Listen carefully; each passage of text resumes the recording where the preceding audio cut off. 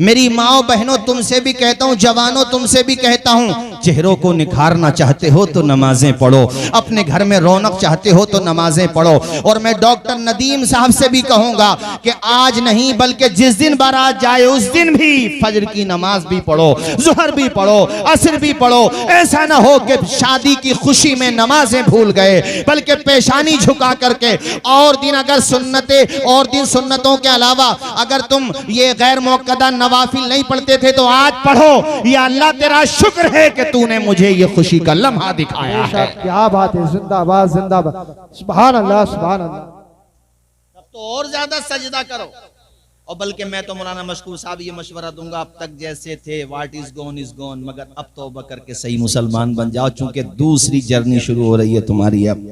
बेशक, क्या बात है। ये मत सोचो कि पहले तो ऐसे थे यार अब क्या करें, नहीं ऐसा नहीं है। किताबों में मिलते हैं ऐसे लोग जो पहले अच्छे नहीं थे, बाद में तौबा की तो विलायत के ताजदार बन गए। बेशक, सुभान अल्लाह सुभान अल्लाह। ये भी शैतान वसवसे डालता है कि यार 60 साल 70 साल या मिसाल के तौर पे 40 साल 25 साल तो बुरे गुजर गए, अब अच्छे बन के भी क्या करें, जाना तो जहन्नम में। ये भी शैतान बड़ा चालाक है, चालाकों का बाप है यू।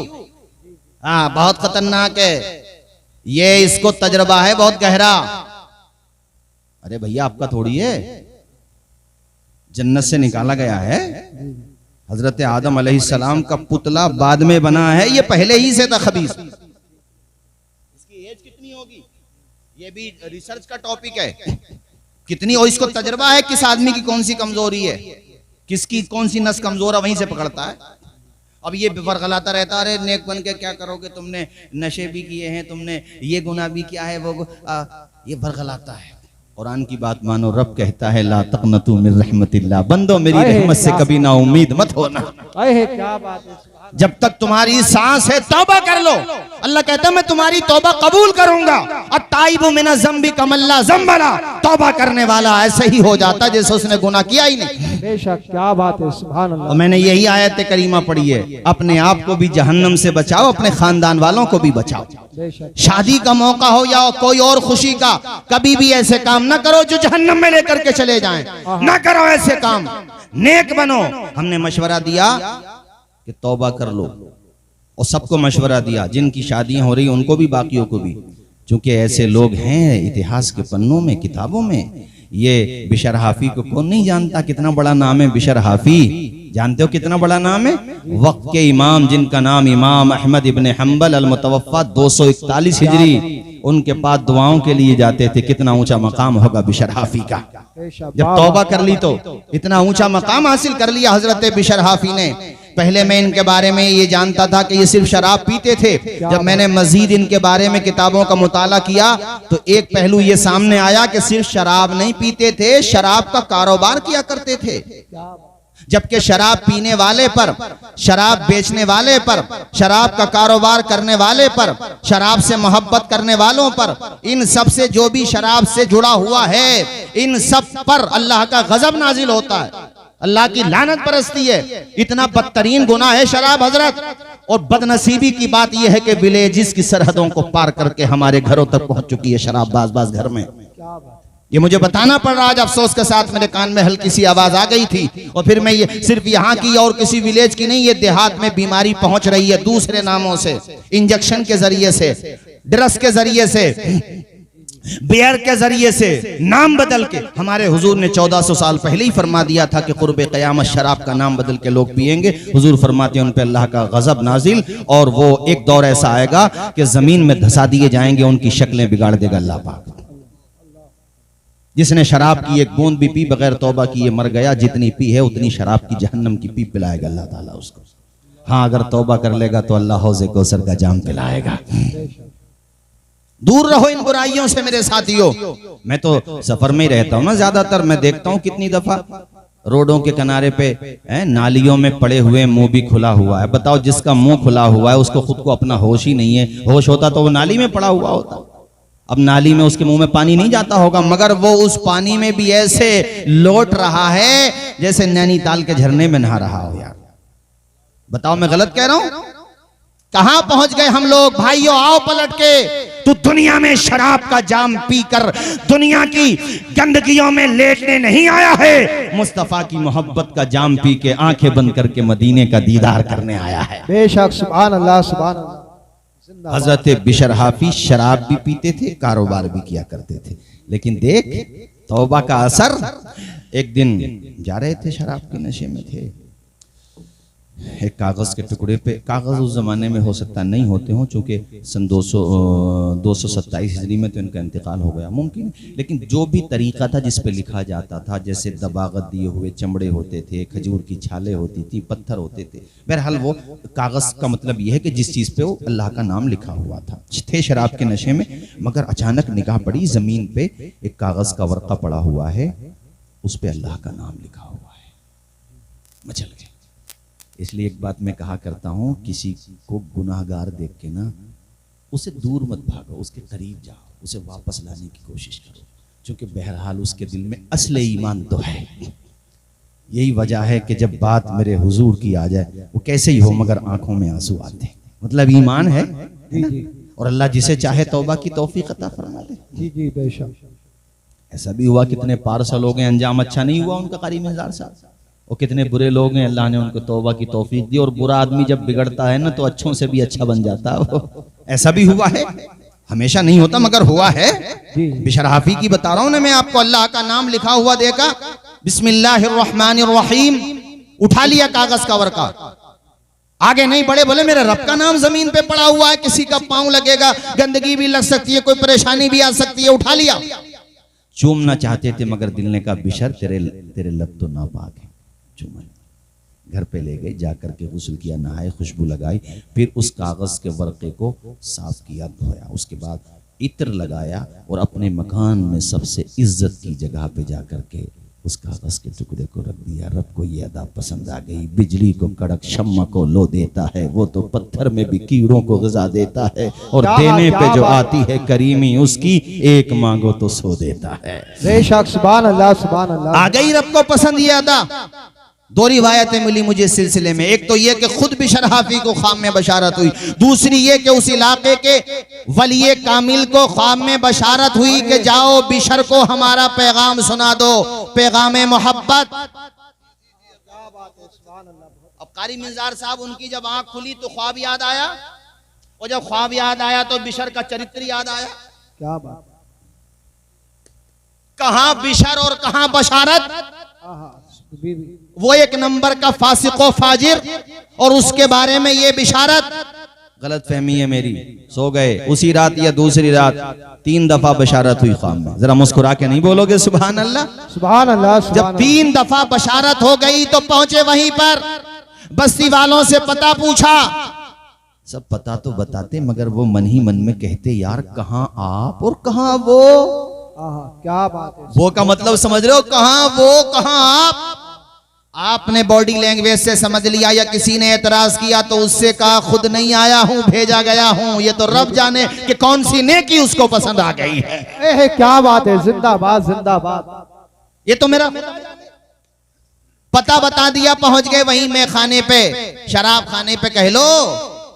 कुंडी खटखटाई, कौन का बिशर का पता पूछ रहा हूं। अंदर लोगों ने जाके बताया बिशर शराब के नशे में टांगे कप कपा रही है, बाहर जाके देख अल्लाह का वली तेरा इंतजार कर रहा है। इतना सुना तो दिल के पैमाने आंखों से छलकने लगे। कहां मैं कहां ये मकाम, अल्लाह अल्लाह। आए हैं कदमों के डगमगाते साथ और पहुंचे दरवाजे पे, दरवाजा खुला तो वली कामिल का चेहरा चमकता हुआ नजर आया। कदमों में गिरने लगे, उन्होंने पकड़ लिया, कहने लगे बिशर मुझ जैसे गुनाहगार का पता पूछते पूछते क्यों आए हो। उन्होंने झंझोड़ के कहा बिशर तौबा कर ले, तेरा मकाम रब ने ऊंचा किया करना है, अल्लाह ताला का तेरे ऊपर करम नाजिल होने वाला है, बल्कि ये समझ ले हो चुका है। इतना जब सुना तो ढारस बन गई, उनसे चिमट के रोने लगे। मेरा रब इतना करीम है, मेरा रब इतना रहीम है, मेरा रब इतना रहमान है कि मुझ जैसे गुनाहगार पे उसने रहमत के दरिया बहा दिए, उसने मेरे गुनाह माफ कर दिए। ए अल्लाह के वली, तेरे हाथ पे हाथ दे करके तौबा कर रहा हूं। आज के बाद शराब पीना तो दूर की बात है, नाम भी जहन में नहीं आएगा। और सिर्फ शराब नहीं छोड़ रहा हूं, हर तरह का गुनाह छोड़ रहा हूं। अब तक जिंदगी गुनाहों के हवाले थी, आइंदा जिंदगी खुदा के हवाले करें। जिंदाबाद, नारे तकबीर, नारे रिसालत मसलक आला हजरत डॉक्टर नदीम साहब की शादी ऐसी तौबा की साथियों, ऐसी तौबा की। अब आपको सुनकर ताज्जुब होगा, अल्लामा ज़हबी जैसे एक नाबग़े रोजगार मुहद्दिस ने किताब सियर व अलामिन नुबला के अंदर उनका तस्करा किया। बड़ी बड़ी किताबों के अंदर, जिन किताबों को हम माखज़ मानते हैं, जहां से उलमा अपनी किताबों का मैटर लेते हैं, वहां पे तस्करा मिलता है किसका? हजरत बिशर हाफी का। ऐसा मकाम हासिल किया, ऐसी तहज्जुदें अदा की, ऐसी अव्वाबीन व इशराक की नमाजें पढ़ी। 5 वक्ता नमाजी तो वो बन ही गए थे, मगर तौबा करने के बाद अपने पांव में चप्पलें नहीं पहनी, नंगे पांव रहा करते थे। किसी ने पूछा, बिशर तुम चप्पलें क्यों नहीं पहनते हो, नंगे पांव क्यों रहते हो? कहने लगे, कुरान कहता है वाला रज़ा फरशनाहा, अल्लाह कहता है हमने जमीन का बिछोना बिछा दिया है, तो जिस बिछोने को हमारे रब ने बिछाया हो, बिशर उस पे जूतियां नहीं पहनेगा, नंगे पांव रहेगा। हालांकि जूतियां पहनो तो नाजायज नहीं है, पहनना ये फतवा है, मगर बिशर जो अपना रहे थे वो उनका तकवा है, वो उनकी परहेजगारी है। ये बिशर हाफी मुस्तजाबुद दावात बन गए थे। मैंने तुम्हें बता दिया, इमाम गज़ाली इनके पास दुआओं के लिए आया करते थे। इमाम गज़ाली जैसा अपने वक्त का मुस्तहिद इमाम, जिसकी जलालत इल्मी का झंडा आज भी फजलो कमाल की चोटियों पर लहरा रहा है। मुस्नद अहमद इब्ने हंबल देखो, अहादीस का ऐसा ज़ख़ीरा जमा किया कि मुहद्दिसीन की आंखों का सुरमा है, दिल का करार है। वो वक्त का इमाम हजरत बिशर हाफी के पास दुआओं के लिए आता। आपके तलामिज़ा यानी आपके स्टूडेंट कहते, हजरत आप बिशर के पास दुआओं के लिए जाते हैं? कहते थे, ए मेरे तलामिज़ा, ए मेरे शागिर्दो, तुम बिशर का मकाम नहीं जानते, हम किताबुल्लाह के आलिम हैं, वो खुदा का आरिफ है। बेशक जिंदाबाद। अल्लामा इब्ने जौज़ी, ये नाम उलमा हमारे जानते हैं, कितना बड़ा नाम है। नक्काद, ऐसे नक्काद कि आप बड़े बड़े फुक़हा, बड़े बड़े मुहद्दिसीन पे इजरा करते हैं। मगर इन्होंने भी एक किताब हजरत मारूफ करखी पे लिखी, वो बड़ी शानदार किताब है, तो उसका तर्जुमा भी अशरफिया किसी तालिब इल्म ने किया है।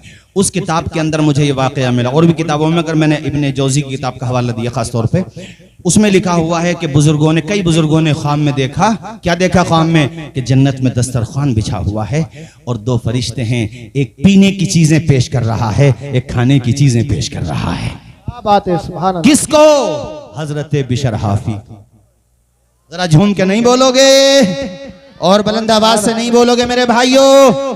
अगर गुनाह हो गए हैं, गीबत का गुनाह, तकब्बुर का गुनाह, घमंड का गुनाह, बदकारी का गुनाह, शराब का गुनाह, जुए का गुनाह, जो भी गुनाह हो गया है, अगर हाँ किसी की जमीन मारी है, किसी का दिल दुखाया है, हुकूकुल इबाद से वह मुताल्लिक है, तो साहिबे मामला के पास जाकर के तस्फिया कर लो, खताएं माफ कर लो, उसके कदम पकड़ लो, वहां की पकड़ से यहाँ की पकड़ ठीक है, पकड़ लो उसके कदम, कह दो उससे जाऊंगा नहीं जब तक माफ नहीं कर दोगे। अगर माँ बाप नाराज हैं, उनके कदम पकड़ लो, अपने अब्बा से कह दो, अब्बा जाऊंगा नहीं जब तक माफ नहीं कर दोगे।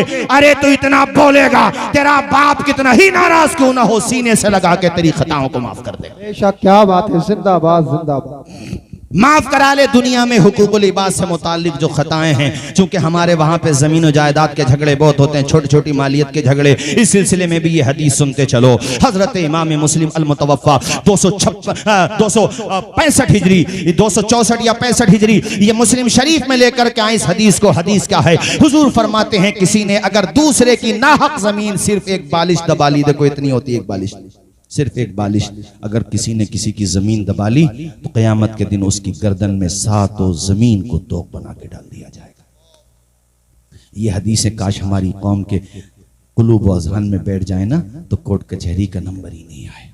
मैं एक जुमला कहता हूँ तकरीरों में, दब जाओ दबाओ मत, मजलूम बन जाओ जालिम न बनो। यहाँ मजलूम बन करके रहो, इंशाअल्लाह वहाँ सिक्का तुम्हारा ही चमकेगा, रब ने चाहा, यानी पेशानी तुम्हारी चमकेगी। ये कहना चाह रहा था मैं। भाइयों देखो, दुनिया क्या, कब तक है दुनिया? सबकी खत्म होनी है। बड़े बड़े अमीर, अरबोंपति, खरबोंपति मौत के आगे हार गए। नमरूद, फिरौन, शद्दाद, हामान, क्या इन लोगों ने कभी सोचा भी होगा कि हमारा दी एंड होगा? मगर बताओ, हुआ? जोर से बोलो, हुआ? कई हजार साल हुकूमतें करने का प्रोग्राम था, मगर मौत से हार गए। इसलिए कभी गलत काम ना करो, किसी की जमीन ना दबाओ, किसी का दिल ना दुखाओ, हैं? किसी अपने नामे अमाल में गुनाहों का ढेर न लेके जाओ। अल्लाह से माफी मांगो। और मैंने वाकया सुनाया इसलिए है कि तुम लोग तौबा करके वापस आओ। अच्छाई की तरफ वापस आ जाओ। जिंदगी का कुछ नहीं पता कब खत्म हो जाए, दी एंड हो जाए। सन 2025-26 तो छोड़िए, 24 का नहीं पता ये हम पूरा साल मुकम्मल कर पाए कि नहीं कर पाए। वैसे मुझे ये 24 का मुकम्मल कहना नहीं चाहिए था। जिंदगी तो इतनी मुख्तसर है कि हमें तो ये भी नहीं पता अब जो सूरज निकलेगा वो सूरज देख पाएंगे या उससे पहले हमारी जिंदगी का सूरज गुरूब हो जाएगा। एक सांस ही का तो फासला है साहब। सांस है तो जिंदगी, सांस खत्म तो जिंदगी खत्म। एक बुजुर्ग ने पूछा था अपने मुरीदों से, जिंदगी और मौत में कितना फासला है। एक मुरीद ने कहा अज़हर पढ़ता हूँ, असर का नहीं पता। असर पढ़ता हूँ, मगरिब का नहीं पता। एक ने कहा मगरिब पढ़ता हूँ, इशा का नहीं पता। हजरत ने फरमाया बेटे कई कई घंटे की उम्मीदें हैं मौत और ज़िंदगी में, और यहाँ 80 साल के भी हो गए तो 80 साल की उम्मीद और लेके बैठे कारी मज़ार साहब। बाल सफ़ेद हो गए तो ये सोच रहे हैं दोबारा आ जाएंगे। अब उस पर तुम कितनी मेहंदी लगा लो हैं तो क्या हो रहा मेहंदी लगाने से, हिसाब लगा लो है कुछ नहीं। हजरत ने फरमाया इतनी पहले के पीराने इज़ाम भी ऐसे होते थे, भैया मुरीद भी ऐसे होते थे, अब भी हैं बेशक, अब भी सब तरह के लोग हैं। कहने लगे हजरत फिर आप ही बताइए मौत और जिंदगी में कितना फासला। इतने में एक मुरीद खड़े हुए, उन्होंने कहा हुजूर मैं जवाब देता हूं, मुझे उम्मीद है आपको पसंद आएगा। मैं नमाज की नियत बांधता हूं तो ये सोचता हूं कि सलाम फेरने से पहले भी मुझे मौत आ सकती है। सबसे अच्छा जवाब था। हजरत ने फरमाया बेटे जवाब तो सही है मगर वो नहीं है जो मैं सुनना चाहता था। कहा हुजूर फिर आप ही बताएं। कहा बेटे मौत और जिंदगी में सिर्फ इतना फासला है कि एक तरफ वो सलाम फेर लिया, अब ये नहीं पता दूसरी तरफ सलाम फेरने का मौका मिलेगा कि नहीं मिलेगा। ये जिंदगी। जिस दिन मौत की हकीकत हमारे ज़हन और दिमाग में बैठ गई, सबसे बड़ी वाज़ो नसीहत करने के लिए अगर कोई मुबल्लिगा है तो वो मौत है। मौत बैठ गई बस। जिस दिन ये बात बैठ गई यार चलो यहाँ गुनाह कर रहे हैं कोई नहीं देखे मगर वो तो देख रहा है जिसके हुक्म से मौत आना है। मैं कह रहा था ना नमरूद शद्दाद हामा कारी मिर्ज़ा साहब, आज भी जो अरबोंपति खरबोंपति हैं क्या वो मरना चाहते होंगे? मरना तो रक्षा पोलर भी नहीं चाहता। रहमानी साहब मरना तो रक्षा पोलर भी नहीं चाहता, जिस पे अरबों खरबों दौलत है वो क्यों चाहेगा मरना? मगर सुबह मगरूर को वो शाम भी कर देता है, शोहरतें करके खत्म गुमनाम भी कर देता है। वक्त से आंख मिलाने की हिमाकत न करो, वक्त इंसान को नीलाम भी कर देता है। बेशक सुभान अल्लाह सुभान। तौबा करके वापस आओ, इसी में भलाई है हमारी आपकी सबकी। अच्छे बनो, औलाद को अच्छे संस्कार दो। जिस तरह आज डॉक्टर नदीम साहब ने अपनी शादी की खुशी में नाच गाने का एहतमाम नहीं किया, अगर किया है तो मदीने वाले आका का जलसा सजाया है। क्या बात है सुभान। और दस्तारबंदी का भी प्रोग्राम रखा है। कारी आपके तलबा है माशाल्लाह, जो बच्चे पढ़े हुए हैं वो कारी जीशान साहब माशाल्लाह, नाम ही जीशान है, शान वाले। अरे ये आसमां सिता मुकब्बरा ही तो होंगे, जीशान शान वाले। अल्लाह सलामत रखे। ये तो डबल आपने यहाँ पे खुशी का एहतमाम कर लिया। कितने तलबा की दस्तारबंदी है भाई कारी साहब? 3। अरे 3 भी कम नहीं होते हैं। मेरा रब चाहे तो इन 3 चरागों से हजारों चराग रोशन कर दे। होता नहीं है क्या ऐसा? हैं हजरत मुफ्ती अब्दुल रब अलैहि रहमा, हजरत के दादा, एक चराग रोशन हुआ दीन नगरपुर में और आज पूरे इलाके में हबीबी ट्रांसपोर्ट नजर आ रहा है। अरे वो भी तो ट्रांसपोर्ट ही है, मदरसा भी। वो जो गाड़ियों को ट्रांसपोर्ट है वहां से सामान फरोख्त होता है, सामान जाता है, और जो इदारे हैं ट्रांसपोर्ट है यहाँ से इल्म के चराग जाते हैं। सुभान अल्लाह। नहीं बोलोगे जोर से सुभान अल्लाह? सुभान अल्लाह सुभान अल्लाह। अच्छा हुफ्फाज की बात आई तो कारी मशकूर साहब, इनसे कुछ कह दूं, इजाजत हो तो आपकी, मेरे बड़े भाई हैं, कह दूं आप लोगों से। तरावी सुन के जब बाहर मस्जिद के गेट पे खड़े हुआ करो, कभी कभी 4 या 5 मुतशाबे आ गए ना तो पहलू बदल बदल के मजाक ना उड़ाया करो, पूरी नमाज नहीं सुनाई जाएगी मेहराम में खड़े होकर। उसके दिमाग का प्रेशर भी तो देखो, उसे ये भी याद रखना है कि यहाँ पे छोड़ा था, यहाँ से लेना है। ये भी दिमाग में है कि मुतशाबे ज्यादा न लग जाए, बड़ी बदनामी होगी। गुलजार भाई, ये भी दिमाग में रखना है कि तरवीहा कब हुआ कब होना है। 4 रकत के बाद जो बैठते हैं उसको कहते हैं तरवीहा। और ये भी तो ध्यान रखना है कि यार मुरगन चीजें आ रही हैं तो भैया दिल तो बहुत चाह रहा मगर गला कह रहा नहीं, अभी कई तरह भी बाकी है। बगैर दूध की काली मिर्च की चाय पी रहा है। काली मिर्च बोलते क्या बोलते यार उसको? काली चाय पी रहा, अरे काली भी मिले ना मिले उसे तो बस ये जब तरावी पढ़ा के फारिग होता है तो एक बादशाह को उतनी खुशी नहीं होती होगी जितनी हाफिज कुरान को होती है। क्या बात है। एवरी डे, मगर जैसे ही फिर फजर की आजान है तो फिर वो प्रेशर है उसके दिमाग पे। तो मैं ये कह रहा हूं कि कुछ गलतियां ज्यादा आ गई, मगर सही तलफ्फुज के साथ पढ़ रहा, ठहर ठहर के पढ़ रहा, आराम से समझ में आ रहा है। पीठ थपथपा के आओ हाफिज साहब, अरे बहुत अच्छा पढ़ रहे हो, मनोबल बढ़ जाएगा उसका। जरा जोर से बोलो, जोर से, हौसला अफजाई होती है इससे। और मैं एक बात और कहता चलूं, आपकी दुआओं से ये खाकसार भी हाफिज है, इसलिए मैं समझता हूं कि हाफिज कुरान होना कोई आसान काम नहीं है। क्या जुमला बोलते थे हमारे और आपके बड़े बूढ़े पहले, हाफिज कुरान होना लोहे के चने चबाना है। सही बात। ये जितने 3 तलब आज हफ़ाज हुए ना, इनकी हिम्मत अफजाई सिर्फ इनके रिश्तेदारों पे जरूरी नहीं है, बस्ती वालों पे भी जरूरी है। और इस मामले में तो अपना पूरा इलाका काबिल मुबारकबाद है अल्हम्दुलिल्लाह। बच्चों को अपने घरों पे ऐसे खाना खिलाते हैं हमारे इलाके में लोग अल्हम्दुलिल्लाह, दीगर इलाकों में खिलाते हैं। मतलब यह इलाका है तो ये भी हमारा इलाका ही तो है यार। अब तुमने हमारा जिला दूसरा बनवा दिया तो क्या मुरादाबाद से कनेक्शन टूट जाएगा? भाई कनेक्शन तो रहेगा ना। तो ये हम अपना ही इलाका है। अच्छा, और भी जहां जहां ऐसा होता हो कि बच्चों को ऐसे खाना खिलाते हैं जैसे बाप अपने बेटे को खाना खिलाता है। जी जी। और इंशाल्लाह ये अमल मेरे रब ने चाहा तो मग़फ़िरत का जरिया बनाएगा अल्लाह। बेशक। जोर से बोलो, जोर से जरा। एक एक आयत की 33 मरतबा ज़रबें लगाता तालिबे इल्म, तब जाके वो सीने में महफूज होती है। 60 भी हो जा, ज़हन थोड़ा सा कमजोर है तो भैया, ज्यादा अच्छा है तो 5-6 ज़रबों में काम हो जाता है।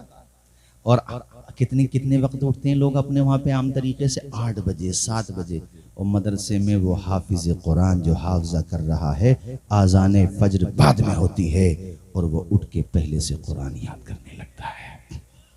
तुम्हारे कलेजे पे बर्फ पड़ेगी, सुकून मिलेगा ये जुमला सुनकर। चूंकि मैं खुद पढ़ा हूँ, मदरसे में पढ़ाता भी हूँ अल्हम्दुलिल्लाह, कि आज़ान के बाद जमात होने से पहले पहले बास तलबा अपने असबाक सुना के फारिग हो चुके होते हैं। इसलिए मैं कहता हूँ इन मदरसों से प्यार करो, इनसे मोहब्बत करो, है? इनके पास जाके बैठ जाया करो। कोई मेरे मेहमानों को इज्जत दे, मेरी इज्जत बढ़ती है, मुझे कितना अच्छा लगता है। ये तो रसूलुल्लाह के मेहमान हैं, इनसे प्यार करोगे हमारे नबी की रूह पाक खुश होगी। सही कहा कि नहीं कहा? ये चंद बातें, वक्त मेरा मुकम्मल हो चुका। चमन रहेगा, फूल खिलेंगे, जिंदगी रही तो इंशाअल्लाह।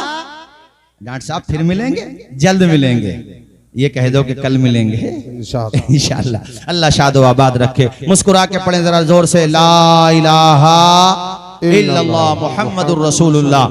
हजरते माशाअल्लाह। आइए भाई हारूनी साहब। नाराए तकबीर, नाराए रिसालत, मद्दाह रसूल। प्रोग्राम की तरतीब बहुत अच्छी रखी है भाई आपने।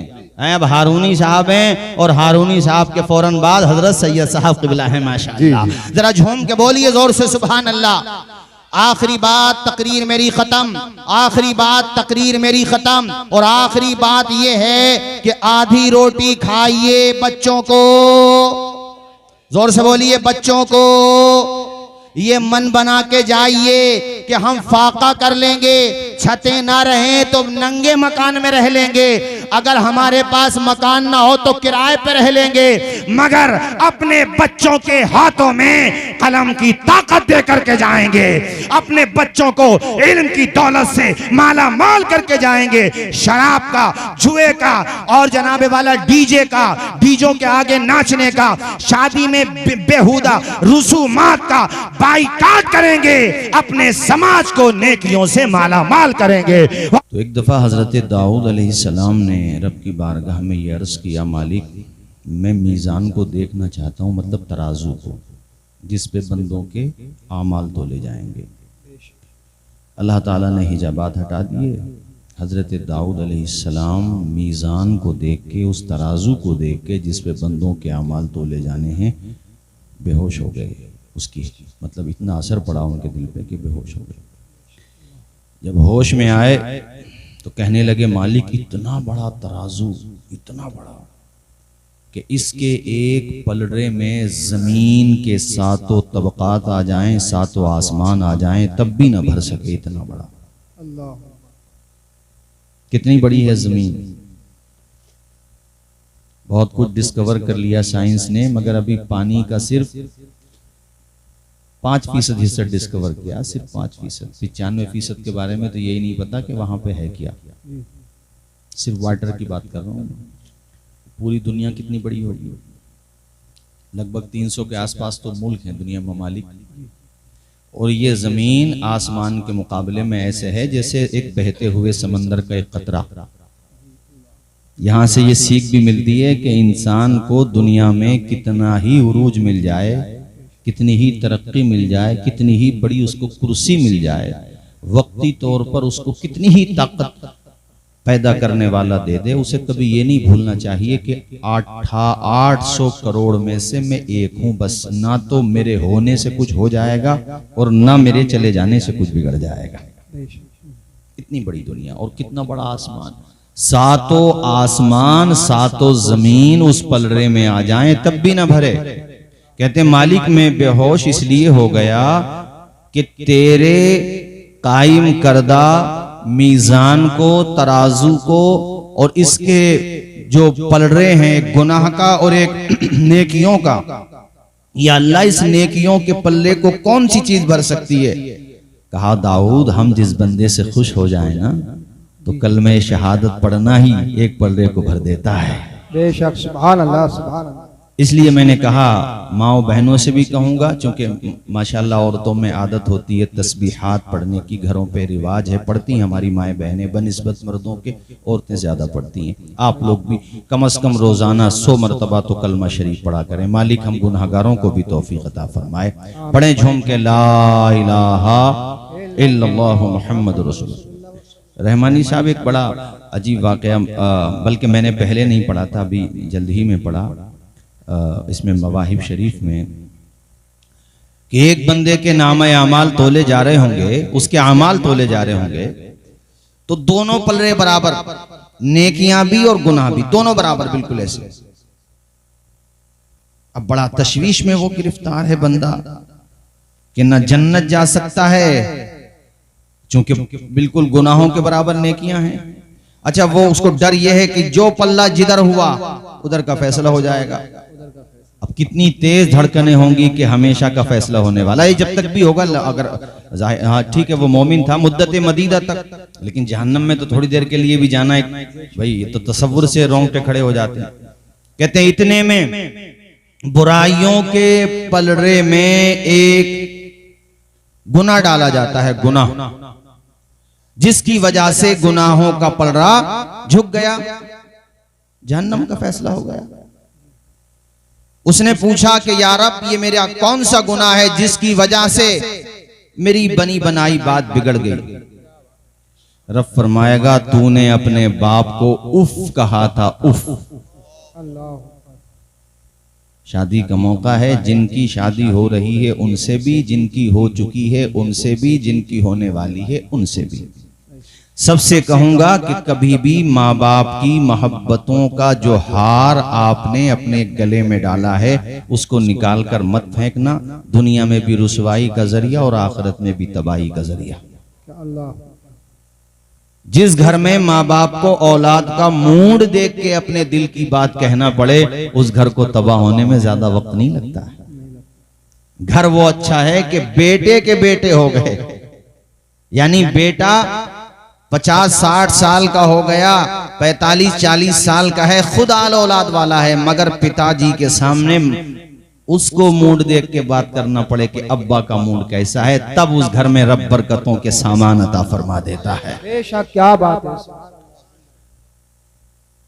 उफ कहने पर उफ लेके जा रहे हैं फरिश्ते उसे।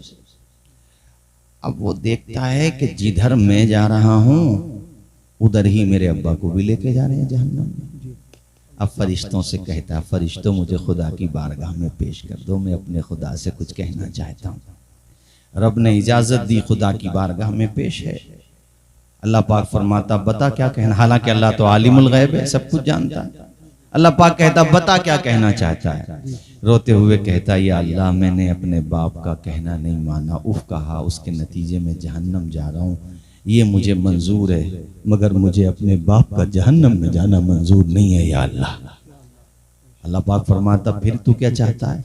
कहता या अल्लाह मैं ये चाहता हूं इसके गुनाह तू मेरी गर्दन पे डाल दे, इसका अजाब भी मुझे दे दे, मुझे दोगुनी सजा दे दे, मगर मेरे अब्बा को जन्नत दे दे।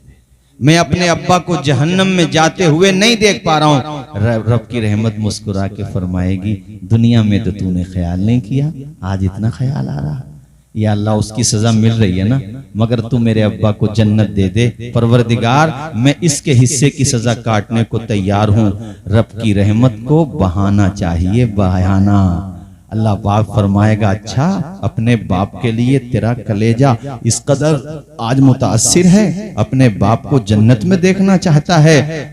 तुझे तेरा बाप जन्नत में चाहिए और मुझे तेरी इस अदा पे इतना प्यार आया कि मुझे अब दोनों बाप बेटे जन्नत में चाहिए। बेशक क्या बात है, सुभान अल्लाह। उंगली पकड़ो उंगली एक दूसरे की और मुस्कुराते हुए बोलो जन्नत में दाखिल हो जाओ। बेशक क्या यहां पर हैं जिनकी बारात जाना है कल, बैठे हैं यहां पर, बैठ जाओ। क्या नाम है? डॉक्टर नदीम साहब। वालिदैन तो हैं आपके, मुबारक। आ जाओ इधर बैठो, आ जाओ इधर, आ जाओ मेरे करीब आ जाओ, चूंकि मैं इसी टॉपिक पे तकरीर भी करूंगा। बैठ जाओ। रहमानी साहब बड़े मुबारकबाद हैं वो जिनके माँ बाप का साया सलामत है, वरना कारी मिर्जार साहब ऐसे बहुत सारे निकाह की तकारीब में जाना हुआ कि फूफा हैं, फूफियाँ हैं, खालाएँ हैं, खालू हैं, ख़ानदान वाले हैं, ददियाल ननिहाल वाले हैं, मगर जिस बाप ने बागबा बन के अपने लाल के माथे पे सेहरा बंधा हुआ देखने का ख्वाब देखा था, वो बाप पैबंदे खाक हो चुका है। बेटियों की आंखें नम और फूफियों की आंखें नम हैं, चाचाओं ताया सब रो रहे हैं कि काश इसका बाप आज जिंदा होता तो कितना खुश होता। तो तुम काबिले मुबारकबाद हो कि कल है ना शादी, कल जब तुम्हारे सर पे सेहरा सजेगा, दूल्हा बनोगे, माँ का आंचल भी सलामत है, बाप का साया भी सलामत है। बहुत खुश नसीब हो तुम।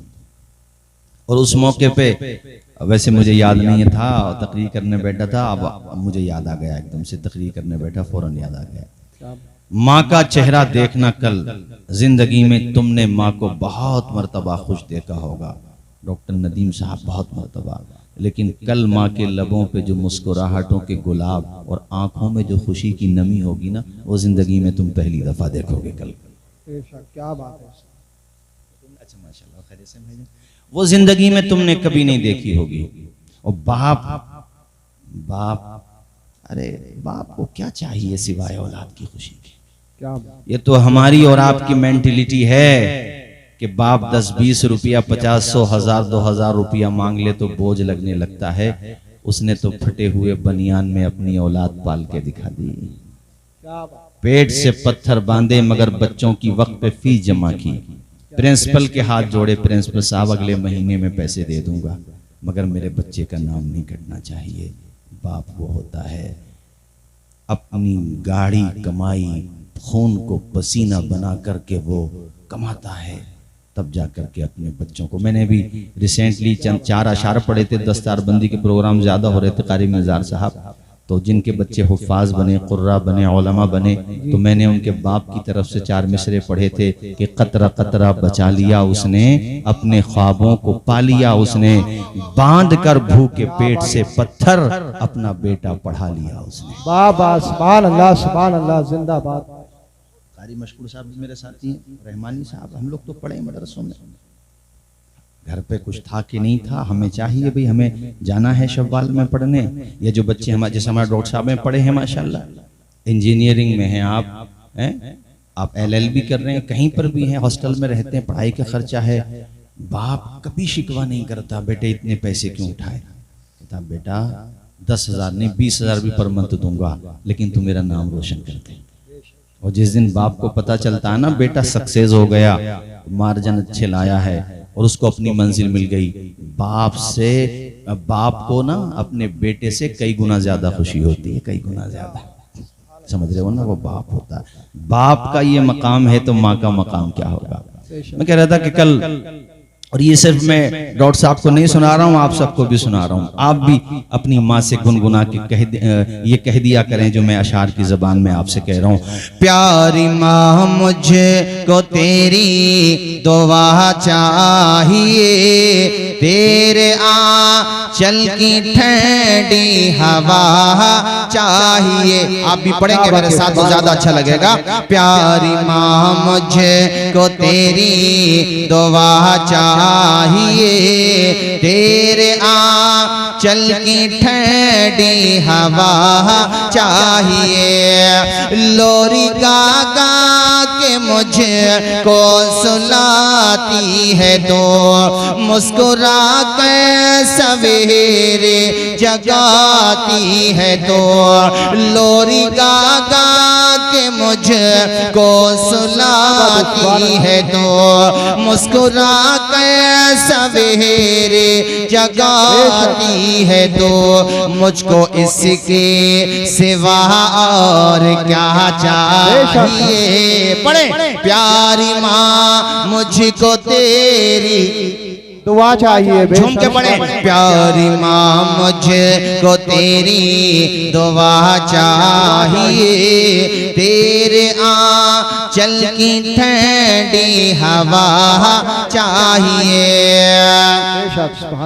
तेरी ममता के सहाय में फूलों फलों, थाम के तेरी उंगली में बढ़ता चलो। तेरी ममता के सहाय में, इन अशार की गहराई को यकीनन वो सब समझेंगे जो माँ बाप से बेपनाह मोहब्बत करते हैं। तेरी ममता के सहाय में फूलों फलों, थाम के तेरी उंगली में बढ़ता चलो।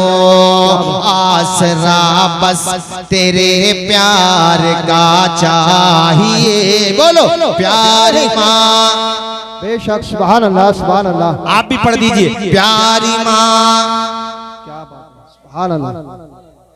अल्लाह खुश रखे। झूम के पढ़े प्यारी माँ मुझे को तेरी दुआ चाहिए, तेरे माँ के आंचल में जो हवा और उसका जो मजा है ना, एसी में कहाँ है।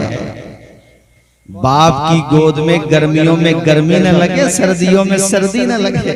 प्यारी माँ मुझे को तेरी दुआ चाहिए, तेरे आंचल की ठंडी हवा चाहिए। और इस कलाम का सबसे खूबसूरत शेर रहमानी साहब सुनिएगा जरा। और माँ के बारे में मुझे याद आ गया अशार मुनव्वर राना साहब के हमारे कुछ गुनाहों की सजा भी साथ चलती है, अब हम तन्हा नहीं चलते, दवा भी साथ चलती है। अभी जिंदा है माँ मेरी, मुझे कुछ भी नहीं होगा, मैं घर से जब निकलता हूँ दुआ भी साथ चलती है। बुलंदी देर तक किस शख्स के हिस्से में रहती है, बहुत ऊंची इमारत हर घड़ी खतरे में रहती है। ये ऐसा कर्ज है जिसको अदा में कर नहीं सकता, मैं जब तक घर न पहुंचूं माँ मेरी सजदे में रहती है। झूम के बोलिए प्यारी माँ मुझे को तेरी दुआ चाहिए, तेरे आंचल की ठंडी हवा चाहिए।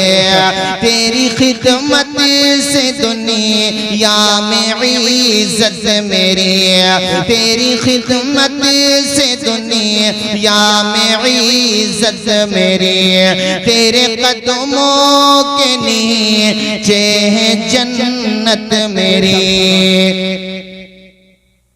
सुभान अल्लाह सुभान अल्लाह। जोर से बोलें, जोर से बोलें। तेरी खिदमत से दुनिया में इज्जत मेरी, तेरे कदमों के नीचे है जन्नत मेरी। सर पे साया, सर पे साया, सर पे साया, तेरा उम्र भर चाहिए। बोलो प्यारी माँ दुआ चाहिए। बेशक प्यारी माँ मुझको तेरी दुआ चाहिए, प्यारी माँ मुझे को तेरी दुआ चाहिए। अच्छा मैं जब पहले बचपने वाली बात, आप हम सब जब छोटी सेरा होता है अपने वहाँ, तो इतनी समझ तो नहीं होती बचपने में। बहनें भी रो रही हैं, माँ भी, बाप भी, और जितने भी आइज़ा अक़रबा हैं। अरे भाई खुशी का मौका रो क्यों रहे हो? वो तो जब कुछ होश संभाला, कुछ अकल आई तो पता चला कि ये गम के आंसू नहीं होते, दरअसल ये खुशियों का एक सैलाब होता है जो बेटे के माथे पे, भाई के माथे पे सेहरा देख करके इसका बंध टूट जाता है और आंखों से दिल का पैमाना छलक जाता है। बेशक, सुभान अल्लाह, सुभान अल्लाह। माँ ने हर नमाज में यही तो दुआ मांगी, जब भी मांगी बहरहाल ये दुआ जरूर मांगी कि मालिक वो दिन दिखा दे, उसके बाद चाहे फिर मौत आ जाए।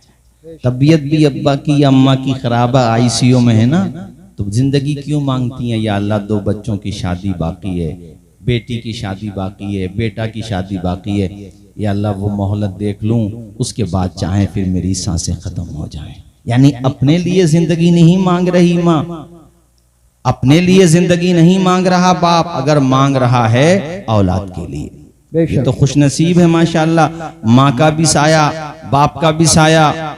अब मैं तुम्हें ये बताऊं, अगर वो दोनों नहीं रहे तो क्या करें? तो मेरा मशवरा ये रहता है तकरीरों में कि जब दूल्हा बना दिए जाओ, जहां बारात जाना है वहां बाद में जाओ, अपने माँ बाप की कब्रों पे जियारत करने के लिए पहले जाओ दूल्हा बनने के बाद, बेशक, सुभान अल्लाह, ताकि उनकी रूहें भी मसरूर हों, खुश हों। मालिक तेरा करम है, बेटा भूला नहीं है, दूल्हा बना है तो ससुराल से पहले अब्बा की कब्र पे आया है, अम्मा की कब्र। बेशक, सुभान अल्लाह, सुभान अल्लाह। ऐसा नहीं है कि उनको पता नहीं चलता, चलता है पता। जाकर के सलाम करो, तुम्हारे माथे पे वो शादी का सेहरा देखें, कितनी रूह खुश होगी उनकी। क्या बात, इसलिए ये मशवरा दिया।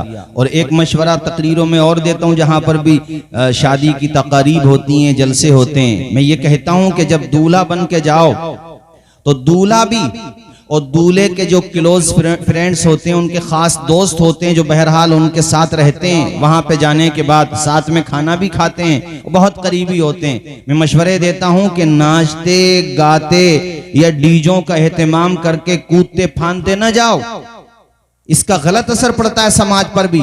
अजरुए शरातो ये गलत है ही, मगर सभ्य समाज में भी अच्छी बात नहीं है ये कूदते नाचते जाना। बाज जगहों की शिकायत तो इस तरह की मौसूल हुई हैं कि लोग शराब पी करके डांस करते हुए जाते हैं। अपने वहां तो खैर ऐसी कोई शिकायत नहीं है, मगर मैं पूरे भारत में तकरीरें करने जाता हूं, बहुत जगह मुझे पता चला कि जिस दिन मंडा होता है पूरी रात लोग डीजों के आगे रीछों की तरह नाचते हैं। ऐसी रस्म अपनी बस्ती में, आसपास में, रिश्तेदारों में कभी पैदा ना होने दो, इसका बड़ा गलत इफेक्ट पड़ेगा। पुलिस कार्रवाई करेगी, करना भी चाहिए। ऐसे औंधे काम बिल्कुल ना करो जिससे देखने वालों को लगे ही नहीं कि ये मुस्तफा के गुलाम हैं। निकाह इस तरह से करो और बारात लेकर के जब जाओ तो हजरत रहमानी साहब क़िबला, मैंने लोगों को ये मशवरा दिया कि दूल्हा के भी सर पे अमामा हो, उसके साथ वालों के भी सर पे अमामा हो, ताकि जिस मोहल्ले में, जिस कस्बे में, जिस विलेज में, जिस शहर में, जिस मैरिज हॉल में बारात जाए, वहां के लोग भी देख करके खुश हो जाएं कि ये किसी और की बारात नहीं आई है, मदीने वाले आका के गुलामों की बारात आई। बेशक, सुभान अल्लाह। नारे तकबीर, नारे रिसालत। हजरत अल्लामा मुफ्ती तौसीफ आलम साहब मिसवाई, जश्न शादी। और अल्लाह का शुक्र है मेरे संभल में तो लोगों ने अमल किया माशाअल्लाह। संभल में कई जगहों पर बारात जब गई हजरत तो अमामे के साथ। अच्छा, जब सर पे अमामा होगा तो डांस नहीं करेगा। क्या बात, इसमें ये भी हिकमत है।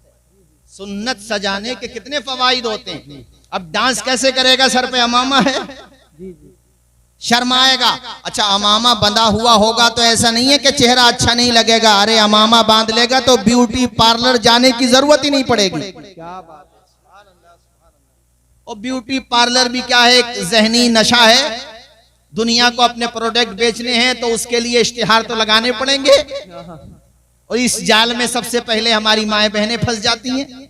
जबकि वुजू के पानी से और नमाजों से चेहरे पे जो रंगत रौनक आती है दुनिया के किसी पाउडर से आ ही नहीं सकती है। बेशक, सुभान अल्लाह, सुभान अल्लाह। उसका नुकसान सबसे बड़ा तो ये हुआ कि जो बहनें नमाजी थीं और उनके कहने से उन्होंने शादी वाले दिन ये सब कर लिया, तो जो नमाजें पढ़ती थी वो भी छूट गई। क्योंकि करना है वुजू, वुजू करेंगे तो पूरा बेशक, क्या बात, डेकोरेशन मुतासिर होगा ना। उससे क्या होता है, बात जायज या नाजायज की नहीं है, बात यह है कि उसका फायदा क्या है सिवाय नुकसान के।